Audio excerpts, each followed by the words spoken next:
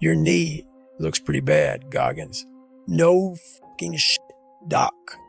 With 2 days to go in walk week, I'd come by medical for a follow-up. The doctor rolled up my camo pants, and when he gave my right kneecap a gentle squeeze, pain seized my brain, but I couldn't show it. I was playing a role. I was the beat-up, but otherwise healthy bud student ready for the fight, and I couldn't so much as grimace to pull it off. I already knew the knee was fucked, and that the odds of getting through another 5 months of training on one leg were low, but accepting another rollback meant enduring another hell week, and that was way too much to process. The swelling hasn't gone down much. How's it feel? The doctor was playing a role too.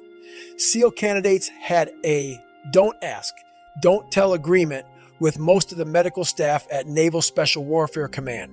I wasn't about to make the doctor's job easier by revealing anything to him, and he wasn't going to take caution side and pull the ripcord on a man's dream. He lifted his hand and my pain faded. I coughed and pneumonia once again rattled in my lungs until I felt the cold truth of his stethoscope on my skin. Ever since Hell Week was called, I've been coughing up brown knots of mucus.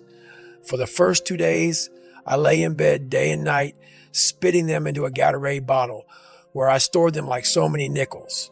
I could barely breathe and couldn't move much either. I may have been a bad motherfucker in Hell Week, but that shit was over, and I had to deal with the fact of the devil. And those instructors branded me too. It's all right, doc, I said. A little stiff is all. Time is what I needed. I knew how to push through pain, and my body had almost always responded with performance. I wasn't going to quit just because my knee was barking. It would come around eventually. The doc prescribed medicine to reduce the congestion in my lungs and sinuses and gave me some Motrin for my knee. Within 2 days, my breathing improved, but I still couldn't bend my right leg. This would be a problem. Of all the moments in buds that I thought could break me, a knot tying exercise never registered on my radar. Then again, this wasn't the fucking Boy Scouts. This was an underwater knot tying drill held in the 15-foot section of the pool. And while the pool didn't strike mortal fear into me like it once did, being negatively buoyant, I knew that any pool evolution could be my undoing, especially those that demanded treading water. Even before Hell Week, we'd been tested in the pool. We had to perform mock rescues on the instructors and do a 50-meter underwater swim without fins on a single breath. That swim started with a giant stride into the water, followed by a full somersault to siphon off any moment whatsoever. Then, without kicking off the side, we swam along the lane lines to the end of our 25-meter pool. On the far side, we were allowed to kick off the wall, then swim back. When I arrived at the 50-meter mark, I rose up and gasped for air. My heart hammered until my breath smoothed, and I grasped that I'd actually passed the first of a series of complicated underwater evolutions that were supposed to teach us to be calm, cool, and collected underwater on a breath hold. The knot tying evolution was next in the series, and it wasn't about our ability to tie various knots or a way to time our max breath hold. Sure, both skills come in handy on amphibian operations, but this drill was more about our capacity to juggle multiple stressors in an environment that's not sustainable for human life. Despite my health, I was heading into the drill with some confidence. Things changed when I started treading water. That's how the drill began, with 8 students strung out across the pool, moving our hands and legs like egg beaters. That's hard enough for me on 2 good legs, but because my right knee didn't work, I was forced to tread water with just my left. That spiked the degree of difficulty and my heart rate, which sapped my energy. Each student had an instructor assigned to them for this evolution, and Psycho Pete specifically requested me. It was obvious I was struggling, and Psycho and his bruised pride were hungry for a little payback. With each revolution of my right leg, shockwaves of pain exploded like fireworks. Even with Psycho eyeballing me, I couldn't hide it. When I grimaced, he smiled like a kid on Christmas morning. "Tie a square knot, then a bowline," he shouted. I was working so hard it was difficult to catch my breath, but Psycho didn't give two fucks. Now, damn it, I gulped air, bent from the waist, and kicked down. There were 5 knots in the drill altogether, and each student was told to grab their 8-inch slice of rope and tie them off one at a time at the bottom of the pool. We were all allotted a breath in between, but could do as many as all 5 knots on a single breath. The instructor called out the knots, but the pacing was up to each student. We weren't allowed to use a mask or goggles to complete the evolution, and the instructor had to approve each knot with a thumbs up before we were permitted to surface. If they flashed a thumbs down instead, we had to retie that knot correctly. And if we surfaced before a given knot was approved, that meant failure and a ticket home. Once back at the surface, there was no resting or relaxing between tasks.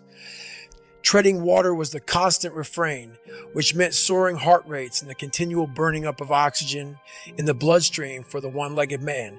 Translation: the dives were uncomfortable as hell, and blacking out was a real possibility.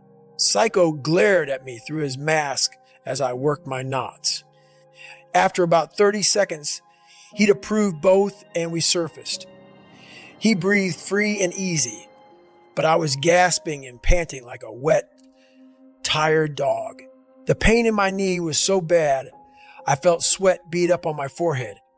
When you're sweating in an unheated pool, you know shit fucked up. I was breathless, low on energy, and wanted to quit. But quitting this evolution meant quitting Buzz altogether, and that wasn't happening. "Oh no. Are you hurt, Goggins? Did you get some sand in your pussy?" Psycho asked. "I'll bet you can't do the last 3 knots on one breath." He said it with a smirk, like he was daring me. I knew the rules. I didn't have to accept his challenge, but that would have made Psycho just a little too happy, and I couldn't allow that. I nodded and kept treading water, delaying my dive until my pulse evened out and I could score one deep, nourishing breath. Psycho wasn't having it. Whenever I opened my mouth, he splashed water in my face to stress me out even more, a tactic used when trainees started to panic. That made breathing impossible. Go under now or you fail. I'd run out of time. I tried to gulp some air before my duck dive and tasted a mouthful of Psycho splash water instead as I dove to the bottom of the pool on a negative breath hold. My lungs were damn near empty, which meant I was in pain from the jump, but I knocked the first one out in a few seconds. Psycho took his sweet time examining my work. My heart was thrumming like high alert Morse code. I felt it flip-flop in my chest, like it was trying to break through my rib cage and fly to freedom. Psycho stared at the twine, flipped it over, and perused it with his eyes and fingers before offering a thumbs up in slow motion. I shook my head, untied the rope, and hit the next one. Again, he gave it a close inspection while my chest burned and diaphragm contracted, trying to force air into my empty lungs.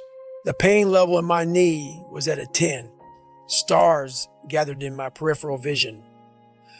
Those multiple stressors had me teetering like a Jenga tower, and I felt like I was about to black out. If that happened, I'd have to depend on Psycho to swim me to the surface and bring me around. Did I really trust this man to do that? He hated me.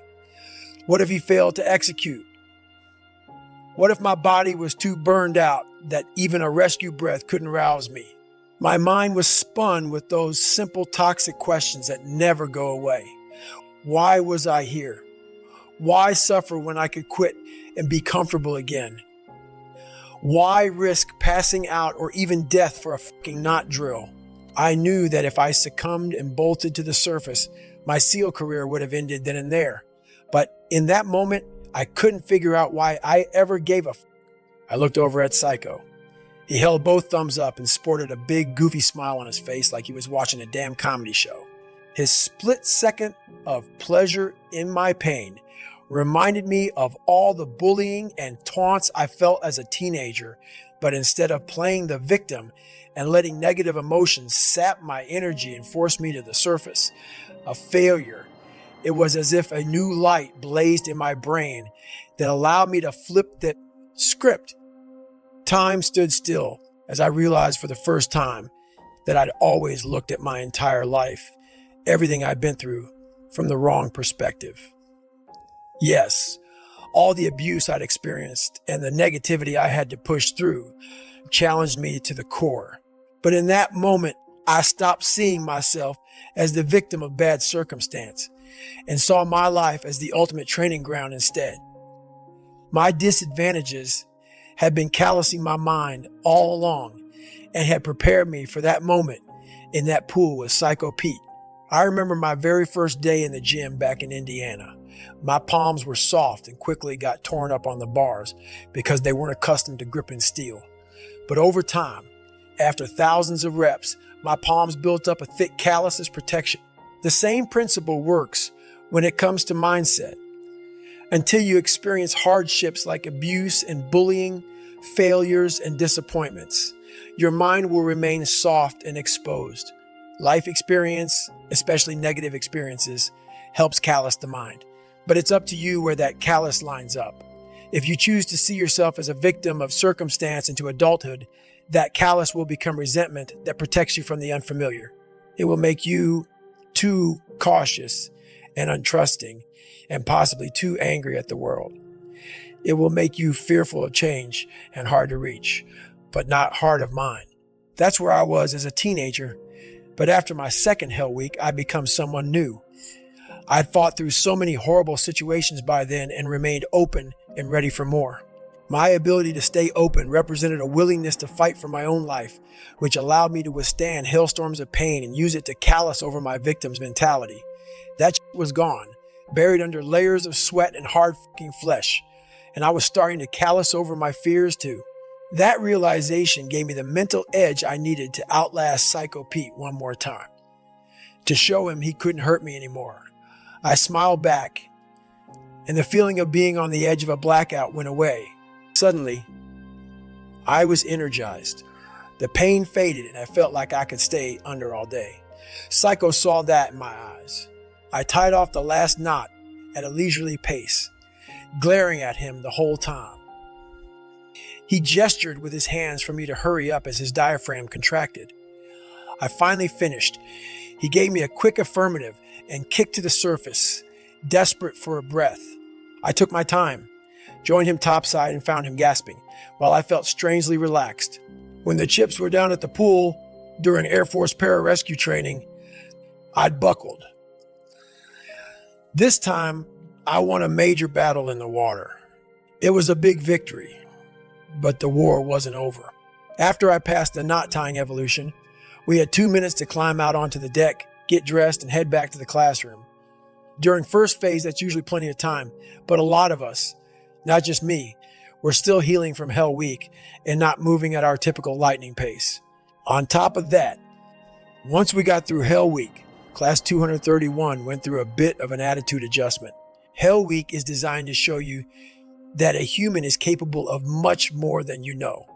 It opens your mind to the true possibilities of human potential, and with that comes a change in your mentality. You no longer fear cold water or doing push-ups all day.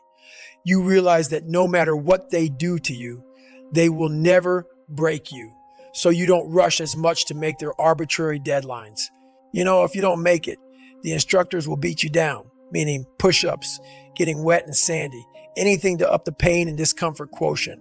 But for those of us knuckle draggers still in the mix, our attitude was, so the be it.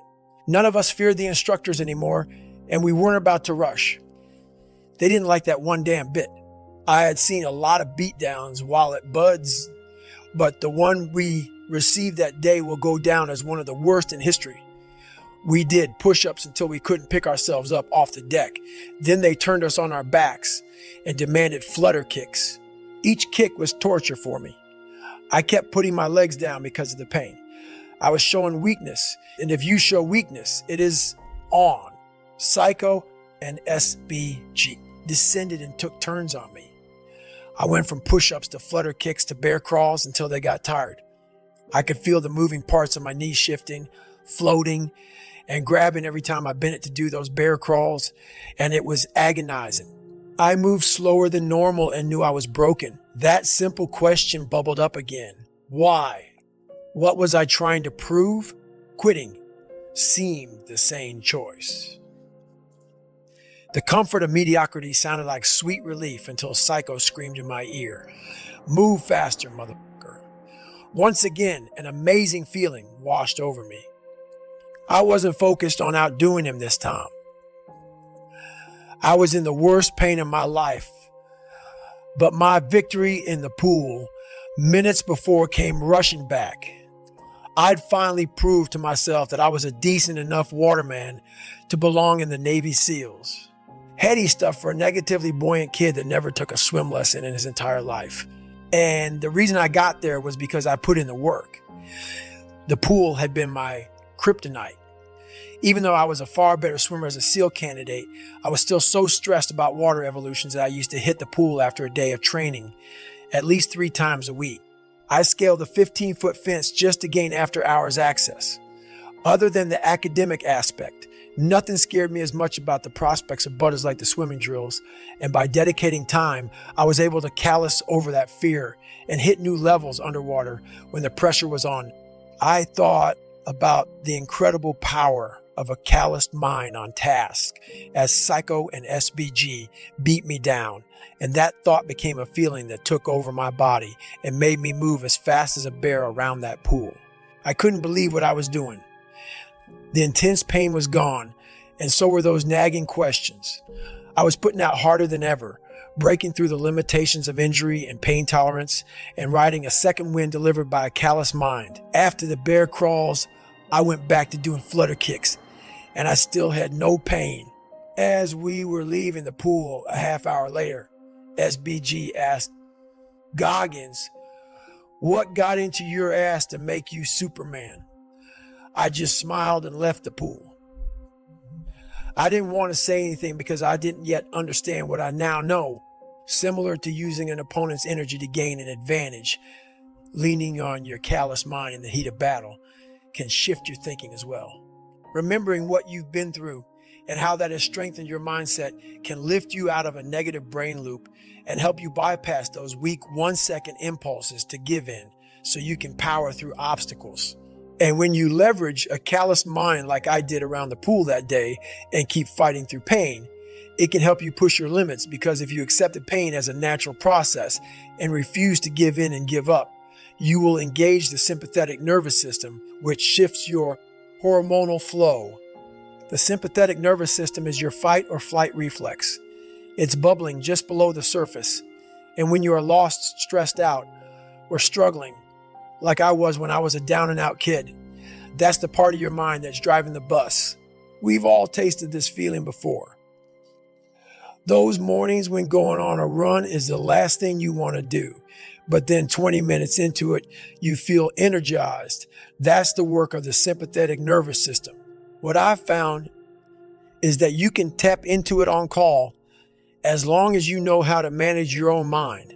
When you indulge in negative self-talk, the gifts of a sympathetic response will remain out of reach. However, if you can manage those moments of pain that come with maximum effort by remembering what you've been through to get to that point in your life, you will be in a better position to persevere and choose fight over flight. That will allow you to use the adrenaline that comes with a sympathetic response to go even harder. Obstacles at work and school can also be overcome with your calloused mind. In those cases, pushing through a given flashpoint isn't likely to lead to a sympathetic response, but it will keep you motivated to push through any doubt you feel about your own abilities. No matter the task at hand, there is always opportunity for self-doubt. Whenever you decide to follow a dream or set a goal, you are just as likely to come up with all the reasons why the likelihood of success is low. Blame it on the fucked up evolutionary wiring of the human mind. But you don't have to let your doubt into the cockpit. You can tolerate doubt as a backseat driver, but if you put doubt in the pilot seat, defeat is guaranteed. Remembering that you've been through difficulties before and have always survived to fight again shifts the conversation in your head. It will allow you to control and manage doubt and keep you focused on taking each and every step necessary to achieve the task at hand. Sounds simple, right? It isn't. Very few people even bother to try to control the way their thoughts and doubts bubble up. The vast majority of us are slaves to our minds. Most don't even make the first effort when it comes to mastering their thought process because it's a never-ending chore and impossible to get right every time. The average person thinks 2,000, 3,000 thoughts per hour. That's 30 to 50 per minute. Some of those shots will slip by the goalie. It's inevitable, especially if you coast through life. Physical training is the perfect crucible to learn how to manage your thought process, because when you're working out, your focus is more likely to be single-pointed and your response to stress and pain is immediate and measurable. Do you hammer hard and snag that personal best like you said you would? Or do you— I'm gonna share a little neuroscience tidbit. Love it. But I think it's one that you'll appreciate. Most people don't know this, but there's a brain structure called the anterior mid-cingulate cortex. But what's interesting about this brain area is there are now a lot of data in humans showing that when people do something they don't want to do, like add 3 hours of exercise per day or per week, or when people who are trying to diet and lose weight resist eating something. Right. When people do anything that they don't want to do, it's not about adding more work, it's about adding more work that you don't want to do. Yes. This brain area gets bigger. Yep. Now, here's what's especially interesting about this brain area to me. And by the way, I'm only learning this recently because it's new data, but there's a lot of it. The anterior mid-cingulate cortex is smaller in obese people. It gets bigger when they diet. It's larger in athletes. It's especially large or grows larger in people that see themselves as challenged and overcome some challenge. Right. And in people that live a very long time, this area keeps its size. In many ways, scientists are starting to think of the anterior mid-cingulate cortex not just as one of the seats of willpower, but perhaps actually the seat of the will to live. And when I learned about the anterior mid-cingulate cortex, I was like almost out of my seat. And I've been in the neuroscience game since I was 20. We're the same age. And I was so pumped because I've heard of the amygdala, fear, prefrontal cortex, it's planning and action. I could tell you every brain area and I teach neuroanatomy to medical students. But when I started seeing the data on the anterior mid-cingulate cortex, I was like, whoa, this is interesting. Yep. And all the data point to the fact that we can build this area up. Yep.